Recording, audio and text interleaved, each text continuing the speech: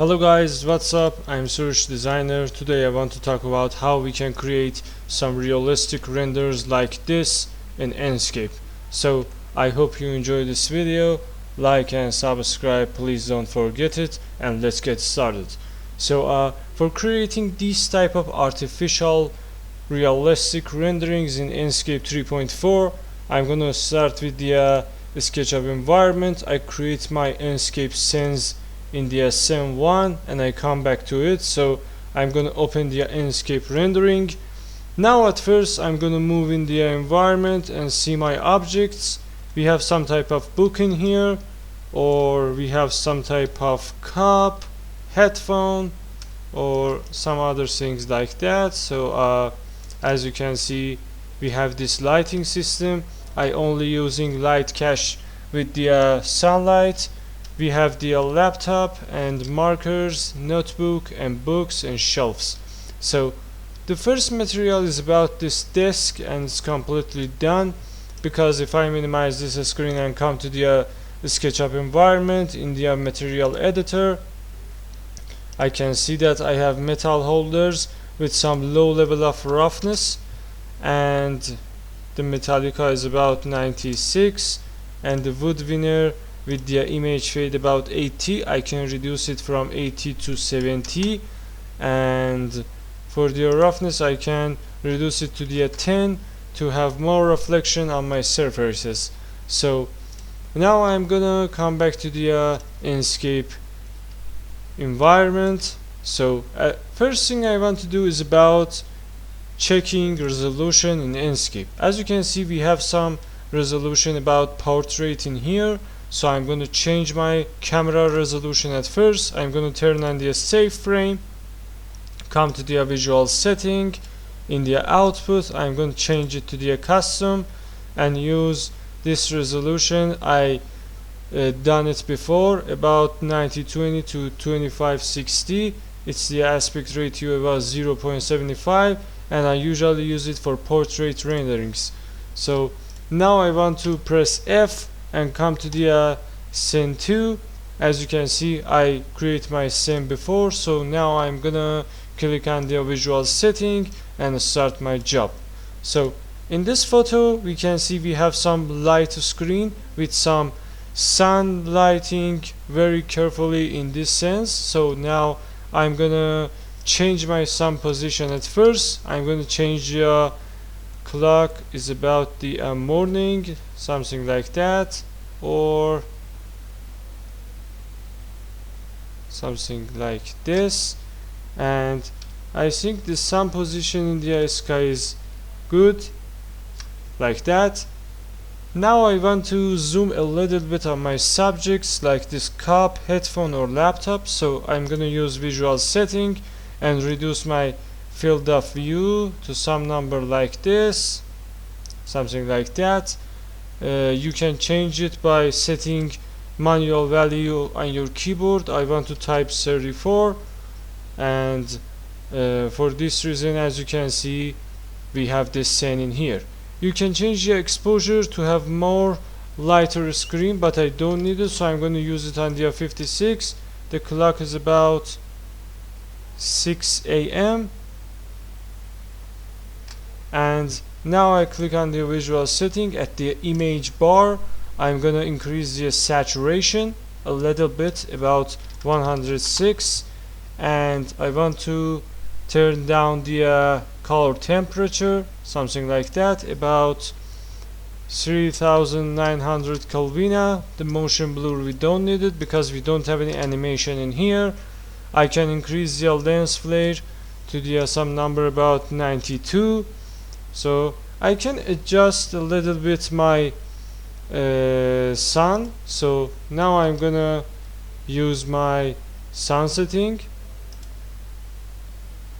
So now I'm gonna change my sun a little bit, something like this is really good, or I can change it to have much brighter screen in some other places. You can adjust it at the best place you want, something like that.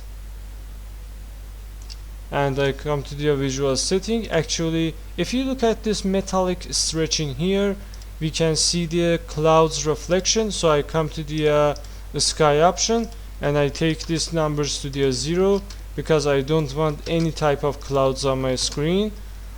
So I'm gonna use white ground in here to have some GI calculation much real than the past. I come to the atmosphere and turn the fog to the 0. I can increase the sun brightness to the 100, and shadow sharpness I can reduce it because we don't have any type of sharp shadows in here. I'm going to reduce it to the 32, and artificial light is about, we don't have any artificial light, we don't have any spotlight, rectangle light, but I want to increase it to the 110, and ambient light I can reduce it or increase it. I prefer to increase this light about 74 and reduce the wind to the 0. I come to the image bar, I turn on the auto contrast. Now I have much better result on my screen. Now I can play with sun more than the past. Something like this. Not bad, it's good. And I can, alright, now exactly this is what we want in here, as you can see. So I come back to my SketchUp environment and rotate this headphone a little bit like that, and click on the move option like this, and I came back to my Enscape to see what happened. Now it's better than the past. So I click on the visual setting again. If I change it to the white mode, I can see the lights in this situation, and if I change it to the none mode, actually I can see the render in my screen. So I click on the none mode in here. So I want to increase my render, but before it I'm gonna increase the depth of field. I turn on the autofocus in here, or I turn off it because I want to completely use it when I want to focus on the cup. So I'm gonna press this and play with it. This shining line you can see in here is your main target, so I'm gonna check it manually. And if I increase it too high, actually we have some not realistic blurriness in here, so I'm gonna reduce it to the 4 or maybe 6. It's good. At the output we don't have any type of problems, so at the atmosphere everything is good.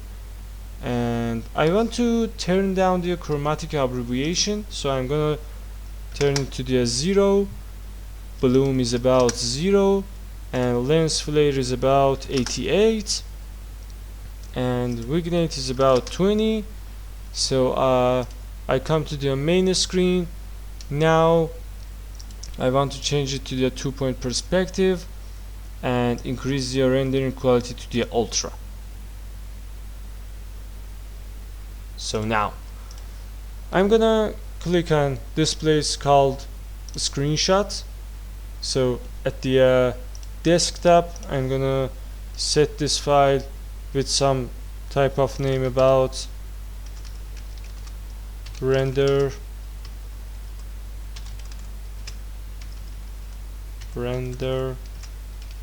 1 and press save.